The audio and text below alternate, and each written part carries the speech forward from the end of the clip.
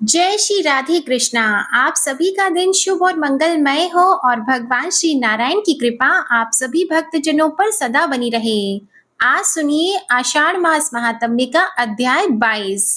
आज के अध्याय में आप सुनेंगे सामुद्र आदि तीर्थों की महिमा का वर्णन। श्री ब्रह्मा जी देवर्षि नारद जी से कहते हैं, हे नारद, सामुद्र तीर्थ सब तीर्थों का फल देने वाला है। उसके स्वरूप का वर्णन करता हूँ, मन लगाकर सुनो। गौतम की विदा करने पर पाप नाशिनी गंगा जब तीनों लोकों का उपकार करने के लिए ब्रह्मगिरि से पूर्व समुद्र की ओर चली, तब मार्ग में मैंने उनके जल को लेकर कमंडलू में धारण किया। परमात्मा शिव ने उन्हें मस्तक पर चढ़ाया। वे भगवान विष्णु के चरणों से प्रकट हुई हैं। ब्रह्मर्षि गौतम ने मृत्यु लोक में उनका अवतरण कराया है। वे स्मरण मात्र से सभी पापों का नाश करने वाली है और गुरुओं की भी गुरु हैं। समुद्र ने जब उन्हें अपनी ओर आते देखा, तब मन ही मन विचार किया कि जो संपूर्ण जगत की वंदनिया और सबकी ईश्वरी हैं, जिन्हें ब्रह्मा तथा शिव आदि देवता भी मस्तक झुकाते हैं, उनके स्वागत में मुझे कुछ दूर आगे तक जाना चाहिए, नहीं तो मेरे धर्म में दोष आएगा। जो अपने घर आते हुए महापुरुष को लेने के लिए मोहवश स्वयं उपस्थित नहीं होता, उस पापी की रक्षा करने वाला दोनों लोकों में कोई नहीं है। ऐसा विचार कर समुद्र मूर्तिमान होकर हाथ जोड़े विनीत भाव से गंगा जी के समीप आया और इस प्रकार बोला, देवी, तुम्हारा यह जल जो आकाश, पाताल और मृत्यु लोक में फैला हुआ है, मुझ में आकर मिले। इसके लिए मैं कुछ नहीं कहूंगा। मेरे भीतर रत्न, अमृत, पर्वत, राक्षस और असुर रहते हैं। इनको तथा अन्य अन्य भयंकर जल जंतुओं को भी मैं धारण करता हूँ। मेरे जल में लक्ष्मी सहित भगवान विष्णु सदा शयन करते हैं। इस चराचर जगत में मेरे लिए कुछ भी असंभव नहीं है। मैं तुम्हारे स्वागत में यहाँ तक आया हूँ। जो अपने से बड़े के आने पर अहंकार वश आगे बढ़कर उसका स्वागत नहीं करता, वह धर्म आदि से भ्रष्ट होकर नरक में पड़ता है। भगवती गंगा, तुमसे एक प्रार्थना करता हूँ, तुम 7 धाराओं में आकर मुझसे मिलो। यदि एक ही धारा के रूप में आकर मिलोगी, तो मैं तुम्हारे दुस्सह वेग को धारण नहीं कर सकूंगा। समुद्र का यह वचन सुनकर गौतमी गंगा ने कहा, तुम मेरी यह बात मानो। सप्त ऋषियों की जो अरुंधति आदि पत्नियां हैं, उन सबको उनके पतियों सहित ले आओ, तब मैं छोटे रूप में हो जाऊंगी। बहुत अच्छा कहकर समुद्र सप्त ऋषियों और उनकी पत्नियों को ले आया। तब गोदावरी देवी 7 धाराओं में विभक्त हो गई और उसी रूप में उनका समुद्र से संगम हुआ। सप्त ऋषियों के नाम पर वे सप्त गंगा के नाम से विख्यात हुई। वहां भक्ति पूर्वक जो स्नान, दान, श्रवण, पाठ और स्मरण आदि शुभ कर्म किया जाता है, वह समस्त अभीष्ट वस्तुओं को देने वाला होता है। पाप की हानि, भोग और मोक्ष की प्राप्ति तथा मन की प्रसन्नता के लिए तीनों लोकों में सामुद्र तीर्थ से बढ़कर दूसरा कोई तीर्थ नहीं है। सामुद्र तीर्थ के अलावा वहां ऋषि सत्र तीर्थ भी है, जहां सातों ऋषि तपस्या के लिए बैठे थे और जहां भीमेश्वर शिव विराजमान है। वहां का वृतांत इस प्रकार है। 7 ऋषियों ने गंगा को 7 धाराओं में विभक्त किया। सबसे दक्षिण की धारा वासिष्ठी कहलाई, उससे उत्तर वैश्वामित्री, उससे उत्तर वामदेवी, बीच की धारा गौतमी, उससे उत्तर भारद्वाजी, उससे उत्तर आत्रेयी और अंतिम धारा जामदग्नि है। उन सब ऋषियों ने मिलकर वहां बहुत बड़े सत्र का अनुष्ठान किया। इसी बीच में देवताओं का प्रबल शत्रु विश्वरूप वहां आया और ब्रह्मचर्य तथा तपस्या के द्वारा उन ऋषियों को प्रसन्न करके विनय पूर्वक पूछा, मुनिवरों, यज्ञ अथवा तपस्या, जिस उपाय से भी मुझे बलवान पुत्र प्राप्त हो, जिसे देवता भी परास्त न कर सके, वह उपाय बताइए। तब परम बुद्धिमान विश्वामित्र ने कहा, तात, कर्म से नाना प्रकार के फल प्राप्त होते हैं। 3 कारणों में कर्म ही पहला कारण है, दूसरा कारण कर्ता है और तीसरे कारण के अंतर्गत उपादान और बीज आदि अन्य उपकरण हैं। उपादान और बीज को विद्वानों ने कर्म नहीं माना है। जहाँ बहुत से कारण उपस्थित हो, वहाँ कर्म ही प्रधान कारण सिद्ध होता है, क्योंकि कर्म करने से फल की सिद्धि देखी जाती है और न करने से नहीं। अतः फल की सिद्धि कर्म के ही अधीन है। कर्म भी दो प्रकार के जानने चाहिए, क्रियमाण और कृत। क्रियमाण कर्म का जो जो साधन है, वह कर्तव्य बताया गया है। विद्वान पुरुष कर्म करते हुए जो जो भावना करता है, उसके अनुरूप ही फल की सिद्धि होती है। यदि बिना भावना के विधि पूर्वक कर्म का अनुष्ठान करता है, तो उसे अन्य प्रकार का फल मिलता है, किंतु भावना करने पर संपूर्ण फल उस भावना के अनुरूप ही होता है। अतः तप, व्रत, दान, जप और यज्ञ आदि क्रियाएं कर्म के अनुरूप भाव होने से ही अभीष्ट फल देती हैं। भाव भी तीन प्रकार का जानना चाहिए, सात्विक, राजस और तामस। जिस भावना के अनुरूप कर्म होगा, वैसा ही फल मिलेगा। अतः फल की प्राप्ति कर्म के अनुसार और भावना के अनुरूप भी होती है, इसलिए कर्मों की स्थिति विचित्र है। ऐसा समझकर विद्वान पुरुष को अपनी इच्छा के अनुकूल भाव भी बनाना चाहिए, फिर उसके अनुरूप कर्म भी करना चाहिए। फल देने वाला भी जब फल चाहने वालों को फल देने में प्रवृत्त होता है, तब उसके कर्म और भावना के अनुसार ही फल देता है। कर्म, धर्म, अर्थ, काम और मोक्ष चारों पुरुषार्थों का कारण है। यदि निष्काम भाव से कर्म हो, तो वह मुक्तिदायक होता है और सकाम भाव से होने पर वही बंधन का कारण बन जाता है। अपने भाव के अनुसार ही कर्म बनता है तथा वही इस लोक और परलोक में भांति भांति के फल देता है। भाव के अनुकूल कर्म होता है और तद अनुसार भोग मिलता है, इसलिए भाव सबसे बढ़कर है। तुम भी भाव के अनुसार कर्म करो, फिर जो चाहोगी वह प्राप्त कर लोगी। बुद्धिमान विश्वामित्र मुनि का कथन सुनकर विश्वरूप ने तामस भाव का आश्रय लेकर दीर्घ काल तक तपस्या की। प्रधान प्रधान ऋषियों के मना करने पर भी उसने अपने क्रोध के अनुरूप देवताओं के लिए भयंकर कार्य किया। भयंकर कुंड खोदकर उसमें भयानक अग्नि देव को प्रज्वलित किया और उसी में बैठकर मन ही मन अत्यंत भयंकर रौद्र पुरुष का आत्म रूप से चिंतन किया। उसे इस प्रकार तपस्या करते देखकर आकाशवाणी हुई, भीम स्वरूप जगदीश्वर शिव की महिमा को कौन जानता है। वे संपूर्ण जगत की सृष्टि करते हैं, तो भी उसकी आसक्ति से लिप्त नहीं होते।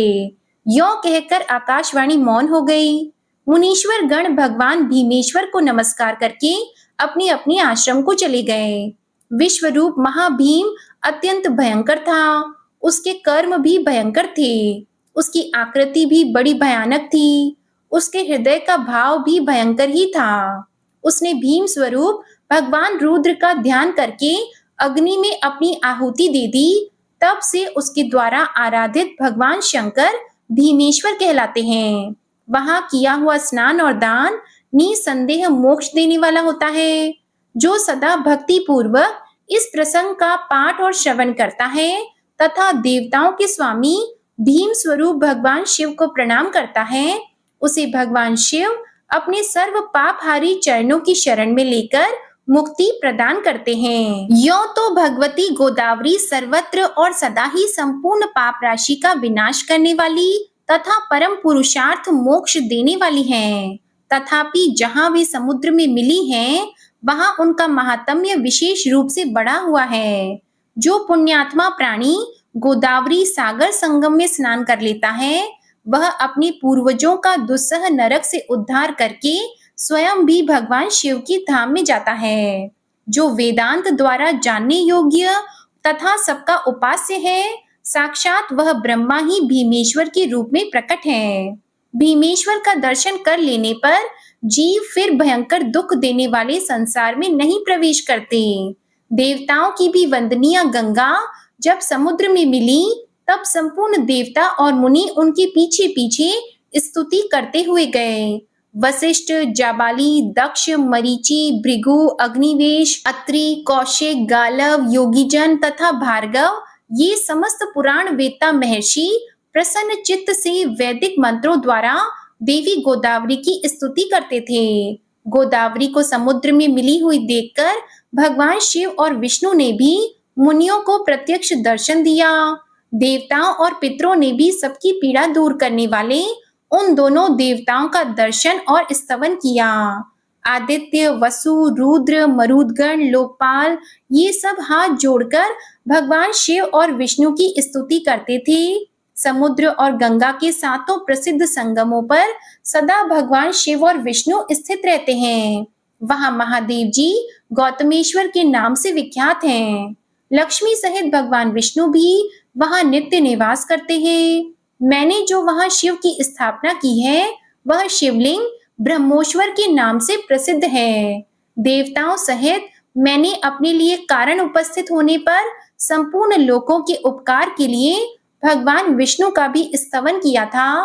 वे विष्णु वहां चक्रपाणि के नाम से विख्यात हैं। वहीं ऐन्द्र तीर्थ भी है और उसी को हयग्रीव तीर्थ भी कहते हैं। वहां सोम तीर्थ भी है, जहां भगवान शिव सोमेश्वर के नाम से प्रसिद्ध हैं। एक समय इंद्र ने बड़े-बड़े यज्ञों द्वारा मेरी आराधना करके मेरे प्रसाद से अपना मनोरथ सिद्ध किया था। तब से मैं भी वहीं सब लोगों का उपकार करने के लिए रहता हूँ। विष्णु और शिव तो वहां है ही। अग्नि ने जहां यज्ञ किया, वह स्थान आग्नेय तीर्थ के नाम से प्रसिद्ध है। इसके बाद आदित्य तीर्थ है, जहां वेदमय आदित्य प्रतिदिन मध्याह्न काल में दूसरा रूप धारण करके मेरा, शिव का तथा विष्णु का दर्शन एवं उपासना करने के लिए आते हैं। वहां मध्याह्न काल में सब लोग वंदनीय हैं, क्योंकि न मालूम सूर्य वहां किस रूप में आ जाए। उसके सिवा पर्वत श्रेष्ठ इंद्र गोप पर एक दूसरा तीर्थ भी है। वहां किसी कारणवश गिरिराज हिमालय ने महान शिवलिंग की स्थापना की थी, अतः उसे अद्रि तीर्थ कहते हैं। वहां किया हुआ स्नान और दान संपूर्ण अभीष्ट वस्तुओं को देने वाला तथा शुभ है। इस प्रकार गौतमी गंगा ब्रह्मगिरी से निकलकर जहां समुद्र में मिली है, वहां तक के कुछ तीर्थों का मैंने संक्षेप से वर्णन किया। गौतमी गंगा वेद और पुराणों में भी प्रसिद्ध हैं। ऋषियों द्वारा भी उनकी बड़ी ख्याति हुई है। संपूर्ण विश्व ने उनके चरणों में मस्तक झुकाया है। उनका प्रभाव अत्यंत महान है। हे नारद, किसमें इतनी शक्ति है जो गोदावरी की महिमा का पूरा पूरा वर्णन कर सके? जो भक्ति पूर्वक उनके गुणगान में प्रवृत्त हो, यथा कंचित उनकी महिमा का दिग्दर्शन कराता है, उसके ऐसा करने में निसंदेह कोई अपराध नहीं है। इसलिए मैंने भी लोक कल्याण के उद्देश्य से अत्यंत प्रयास करके गंगा के महात्म्य को संक्षेप से सूचित किया है। कौन गोदावरी के प्रत्येक तीर्थ का प्रभाव बता सकता है? कहीं किसी स्थान पर किसी विशेष समय में कोई उत्तम तीर्थ प्रकट होते हैं, परंतु गौतमी में सर्वत्र और सदा ही तीर्थों का वास है। वे मनुष्यों के लिए सब जगह और सब समय पवित्र हैं। उनके गुणों का वर्णन कौन कर सकता है? उनके लिए तो केवल नमस्कार करना ही उचित जान पड़ता है। तब नारद जी ने कहा, हे सुरेश्वर, आप गंगा को तीनों देवताओं से संबंध रखने वाली बताते हैं। ब्रह्मर्षि गौतम द्वारा लाई हुई लोक पावनी गंगा परम पवित्र और कल्याणमयी है। उनके आदि, मध्य और अंत में दोनों तटों पर भगवान विष्णु, शिव तथा आप व्याप्त हैं। उनकी महिमा सुनने से मुझे तृप्ति नहीं होती। आप पुनः संक्षेप से उनका महत्व बताइए। यह सुनकर ब्रह्मा जी बोले, बेटा, गंगा पहले मेरे कमंडलों में थी, फिर भगवान के चरणों से प्रकट हुई। उसके बाद महादेव जी के जटा जूट में निवास करने लगी। महर्षि गौतम ने अपने ब्रह्म तेज के प्रभाव से यत्न पूर्वक भगवान शिव की आराधना की, जिससे यह ब्रह्मगिरी पर आई और वहां से चलकर पूर्व समुद्र में जा मिली। भगवती गोदावरी सर्व तीर्थमयी हैं। वे मनुष्यों को मनोवांछित फल देती हैं। उनका प्रभाव सबसे बढ़कर है। मैं तीनों लोकों में कोई भी तीर्थ गोदावरी से बड़ा नहीं मानता। उन्हीं के प्रभाव से मन की सारी अभिलाषा पूर्ण होती है और आज भी उनकी महिमा का यथावत वर्णन कोई नहीं कर सकता। सब लोग भक्ति से सदा उनकी वंदना करते हैं। वे वस्तुतः साक्षात ब्रह्मा हैं। हे नारद, मुझे तो यही सबसे बढ़कर आश्चर्य की बात जान पड़ती है कि मेरी वाणी में गंगा के गुणों का वर्णन सुनकर भी तीनों लोकों में रहने वाले सब प्राणियों की बुद्धि उन्हीं की ओर क्यों नहीं लग जाती। तब नारद जी ने कहा, भगवान, आप धर्म, अर्थ, काम तथा मोक्ष के ज्ञाता और उपदेशक हैं। आपके वचनों में रहस्यों सहित छंद, वेद, पुराण, स्मृति और धर्मशास्त्र आदि समस्त वांग्मय प्रतिष्ठित हैं। अतः आप बताइए, तीर्थ, दान, यज्ञ, तप, देव पूजन, मंत्र, जप और सेवा में सबसे श्रेष्ठ क्या है?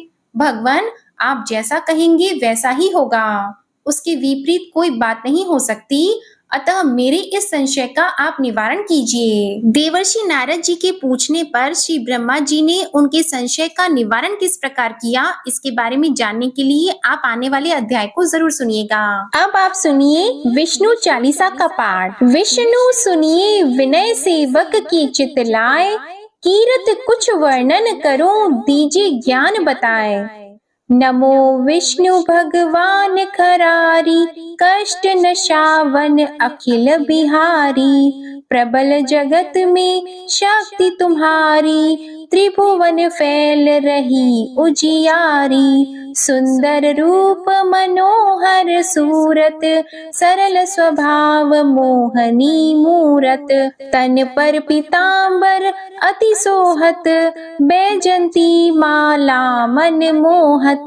शंख चक्र कर गदा विराजे, देखत दैत्य असुर दल भाजे। सत्य धर्म मद लोभन गाजे, काम क्रोध मद लोभन छाजे। संत भक्त सज्जन मन रंजन, धनुज असुर दुष्टन दल गंजन।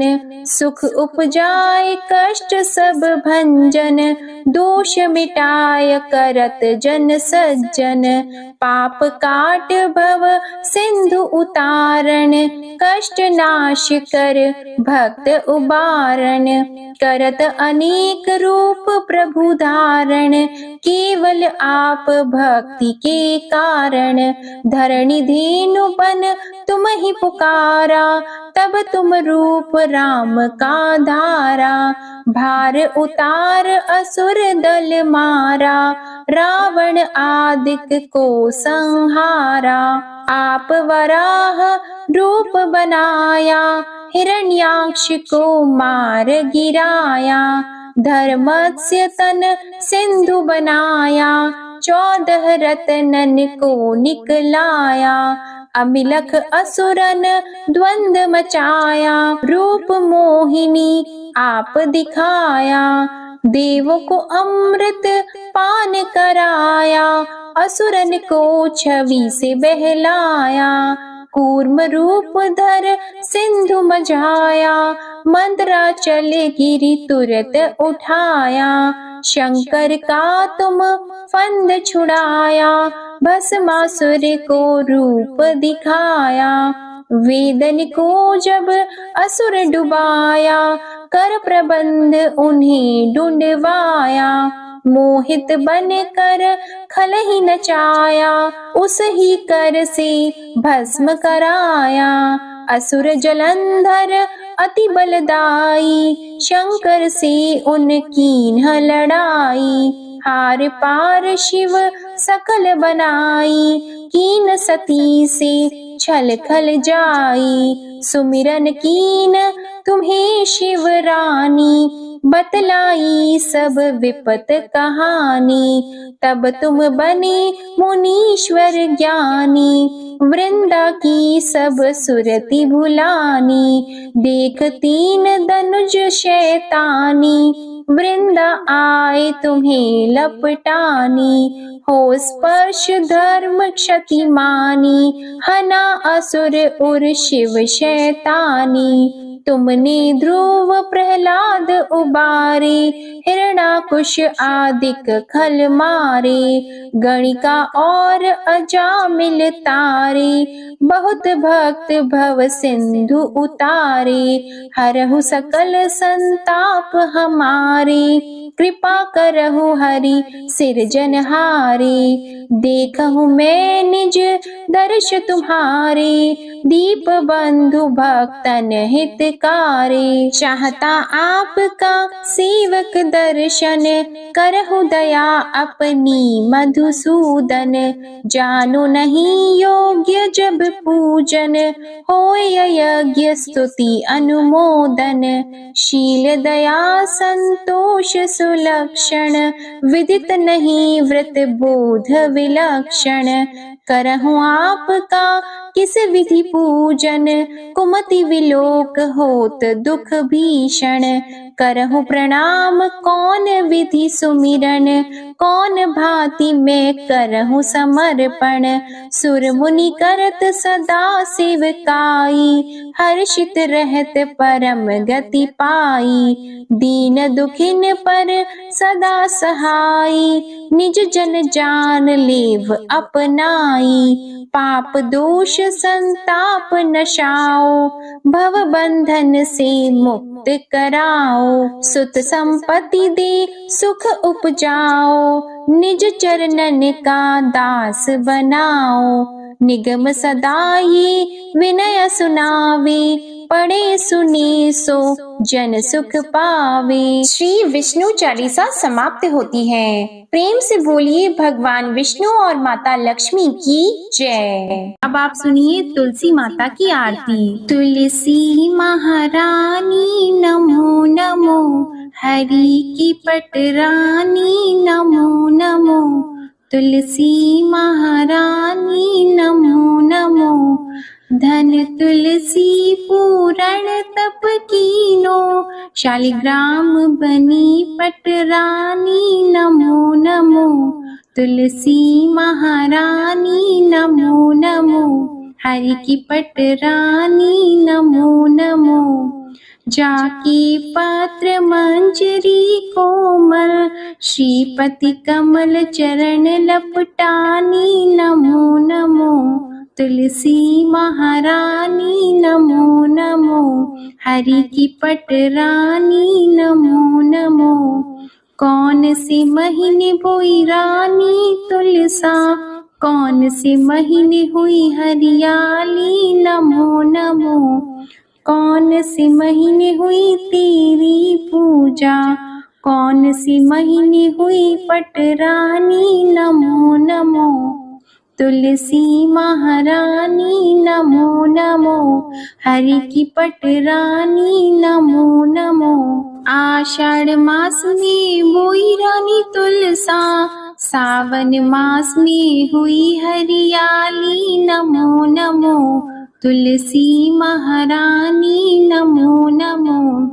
कार्तिक मास में हुई तेरी पूजा, मंगसिर मास में हुई पटरानी नमो नमो।